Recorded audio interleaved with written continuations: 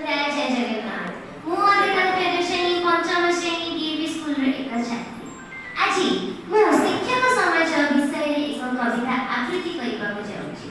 सेही कवितार शीर्षक हेउछि शिक्षक समाज।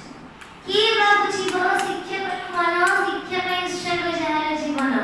के ଭାବୁଛିବ ଶିକ୍ଷକର ମନ ଶିକ୍ଷା ପାଇଁ ଉତ୍ସର୍ଗ ଯାହାର ଜୀବନ। ତାର ମହାନ ଦାନ ବଦଳରେ ମିଳେ ତାକୁ ସ୍ୱଳ୍ପ ବେତନ। ତାର ମହାନ ଦାନ ବଦଳରେ ମିଳେ ତାକୁ ସ୍ୱଳ୍ପ ବେତନ।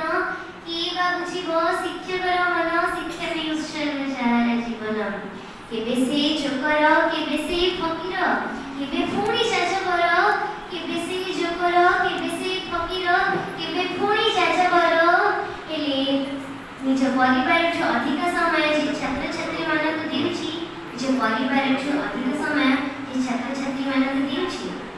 केबे से कांदुछि केबे से हसुछि केबे से कांदुछि केबे से हसुछि हेले शिक्षा दान नि नहीं से केबे विरति हेले शिक्षा दान नि नहीं से केबे विरति।